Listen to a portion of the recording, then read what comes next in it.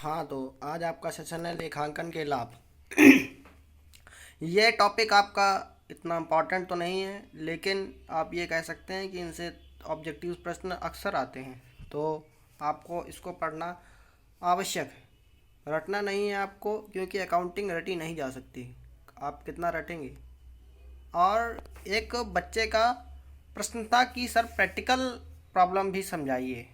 तो बेटा 5 लेसन तक तो आपकी थ्योरी चलनी है, और 5 लेसन के बाद आपका प्रैक्टिकल प्रॉब्लम शुरू होंगे। और जो प्रैक्टिकल प्रॉब्लम शुरू होंगे तो मैं आपको जब आवश्यकता होगी प्रैक्टिकल प्रॉब्लम्स की तो मैं आपको समझा दूंगा। और आपको कमेंट करने के लिए धन्यवाद, क्योंकि आपने कोशिश तो की पूछने की। यहाँ तो कोई बस वॉच किया चले गए। यार कुछ समझ में नहीं आ रहा है तो पूछो, संकोच किस बात का है।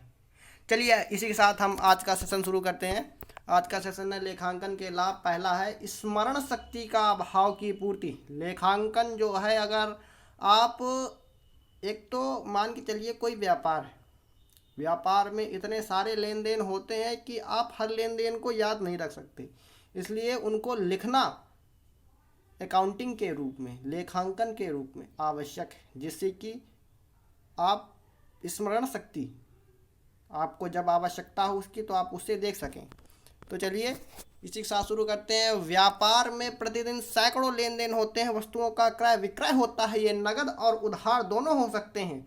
यह नकदी भी हो सकते हैं कैश के रूप में, या फिर उधार भी हो सकते हैं, और इन सभी को याद रखना कठिन है। लेखांकन इस अभाव को दूर करता है। आपका नेक्स्ट है लेखांकन के लाभ में व्यवसाय से संबंधित सूचनाओं का ज्ञान होना। लेखांकन जो है तो व्यवसाय से संबंधित सूचनाओं का ज्ञान होना, मतलब व्यवसाय है उससे संबंधित सारे काम काजों का ध्यान घसीटना होता है। इसका लेखांकन के व्यवसाय से संबंधित कई महत्वपूर्ण सूचनाएं प्राप्त हैं, जैसे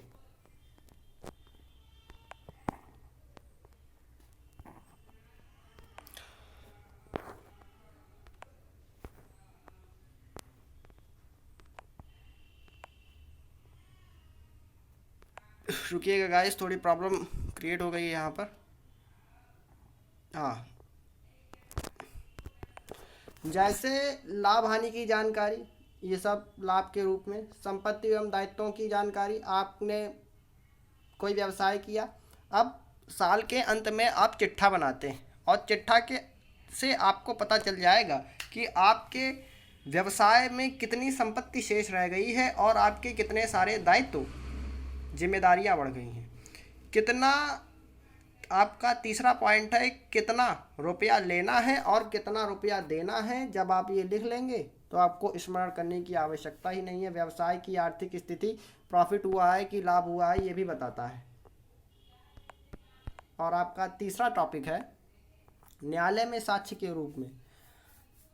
अब आप आगे पढ़ेंगे पार्टनरशिप, उसमें आपको बताया जाएगा कि यदि कोई व्यवसाय के चलते विवाद हो जाता है तो आप ये जो आप अकाउंटिंग करेंगे इसको आप साक्ष्य के रूप में कोर्ट में प्रस्तुत कर सकते हैं। इसलिए इसका एक लाभ यह भी है कि अन्य व्यापारियों से झगड़े होने की स्थिति में लेखांकन है, अभिलेखों को न्यायालय में प्रमाण साक्ष्य के रूप में प्रस्तुत किया जा सकता है। आपका अगला है कर निर्धारण में सहायक है। ये कर निर्धारण में मतलब व्यापारियों को कई प्रकार के कर चुकाने पड़ते हैं, आयकर, बिक्री कर। इन करों को के निर्धारण में लेखांकन की बड़ी सहायता मिलती है। अब कोई व्यापारी है, उसको टैक्स तो चुकाना ही पड़ेगा। ऐसा तो है नहीं कि आपने कोई व्यापार किया आप टैक्स नहीं चुका रहे हैं, ये तो संभव है नहीं। तो आपको जो सरकार को टैक्स चुकाना पड़ेगा उसको कितना चुकाना है, ये सहायता करता है गणना करने में।